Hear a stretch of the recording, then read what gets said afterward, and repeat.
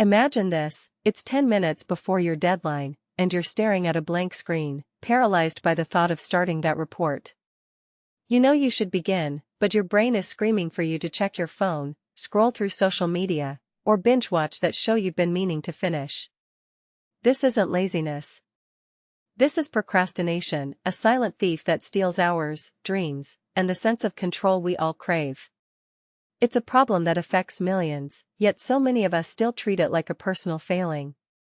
But what if the real issue isn't willpower, or lack of it, but something far more complex? What if the brain itself is the reason we hit pause on our goals, even when we know we should hit play? Procrastination isn't just about delaying tasks. It's a psychological puzzle, a battle between the rational part of our brain and the emotional part that craves instant gratification. It's why we choose to watch another episode of our favorite series instead of studying for an exam, or why we put off that difficult conversation with a colleague because it feels easier to avoid. This isn't about laziness. It's about how our brains are wired to prioritize short-term pleasure over long-term rewards, and how deep-seated fears, like the terror of failure or the pressure to be perfect, can paralyze us even when we're desperate to move forward. Let's start with the brain. Deep inside the skull, two regions are constantly at odds: the prefrontal cortex, which plans, organizes, and makes decisions, and the limbic system, the emotional center that craves instant satisfaction. When we're faced with a task that feels overwhelming or unpleasant, the limbic system sends a loud alarm: this is too hard. Let's do something else. It's like a kid in the back of the classroom shouting, "I don't want to do this," while the teacher, the prefrontal cortex, tries to keep everyone focused. The problem is, the limbic system is far more powerful when it comes to immediate rewards. That's why we reach for a snack instead of working out, or why we click on a meme instead of finishing that email. It's not that we're weak. It's that our brains are designed to prioritize survival over long-term success, and in the modern world, survival often means avoiding discomfort. But here's where it gets even more complicated. Procrastination isn't just about the brain's wiring. It's also tied to our emotions, especially fear. Take perfectionism, for example. It sounds like a good trait, after all, who doesn't want to do their best?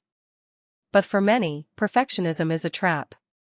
It's the belief that anything less than flawless is unacceptable, which makes starting a task feel like a gamble. What if I mess up? What if I don't meet expectations? These thoughts create a kind of mental paralysis. It's like standing on the edge of a cliff, staring at the abyss below, and telling yourself, "I can't jump. I might fall." And so, the task remains undone. Then there's the fear of failure. It's not just about making mistakes, it's about the emotional weight of not meeting our own or others' expectations. This fear can be so intense that it stops us from even beginning. Imagine you're a student preparing for a presentation. You know you need to practice, but the thought of standing in front of your classmates makes your heart race. You tell yourself, "I'll just do it tomorrow," and the next day, the same fear creeps back in. Over time, this cycle becomes a habit, and the task that once felt manageable becomes a source of anxiety. This brings us to a concept called present bias, which is the brain's tendency to prioritize immediate rewards over future benefits.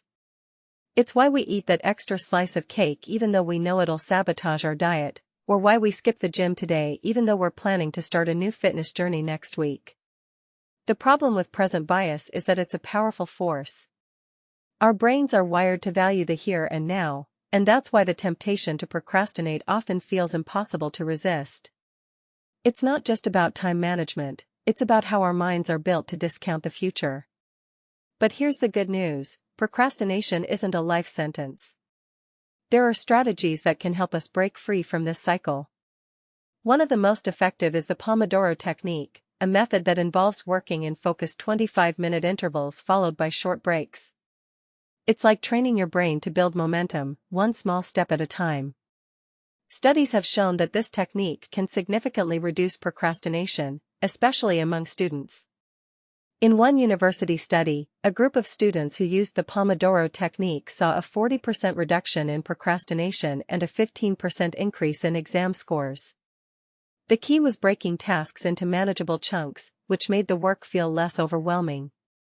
Another strategy is time blocking, which involves scheduling specific times for tasks and treating them like non-negotiable appointments.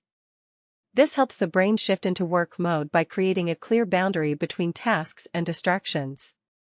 It's like telling your brain, "This is my time to focus, and I'm not going to let anything else take over."